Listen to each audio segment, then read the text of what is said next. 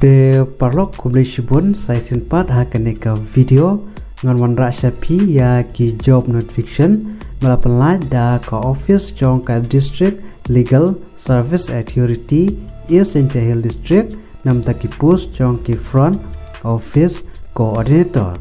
Te pejak ka video haduh banda code ngan penshare detail load hakane ka video. Te Paralok ada pidei ibarang thamai hakane ka channel sengawa banai like yakane ka video bat kumjuru ban subscribe yakane ka channel.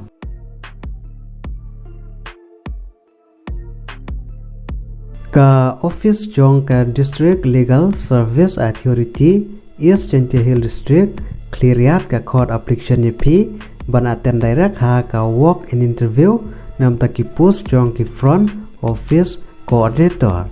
But katarik log interview kadai haga khandre trik udisumbar arjar alfulai. Te sahon pe jakane ka video adu banda good. But namata kini ki post jong ki front office coordinator ki number ki post ki balaj kadon tangka way. But ha kinsiu ka ba arpre wajar sanspa haka shibnai.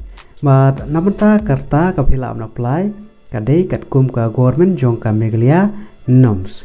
But namata ka kran pule ki shim ki bala pendap ya ka bachelor degree na kano ka recognized university yang ba ka diploma ha ka computer application na ki register institution but kadero bandon ya ka working knowledge ha ka computer software kum ki MS Office internet but kiwi de but ha ka selection process kadai leng ba ka interview but namta ka application fees nil omdan.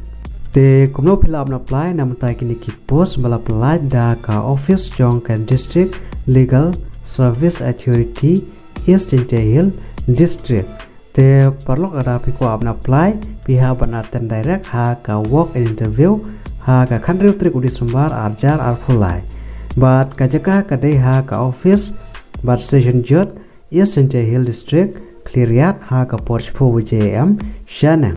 But ki dokumen ki ba pihak ban wanra ha ka teka silong interview ki long pihak ban submit bat pendap ha ka standard application form leng ba ki sel attested document certificate but arteli kadur passport size but kumjuru pihak ban mention ya email ID but number phone jong pi but ki dokumen baro pihak ban wanra ha ki original document. Te Paralok ada pidon karno kepat ka ba pimpat sai ba sewa ban komen hakane ka video. Te Paralok hakane ka video tang kini jibun te bar ini page part haka wei ka video. Khublei shibun.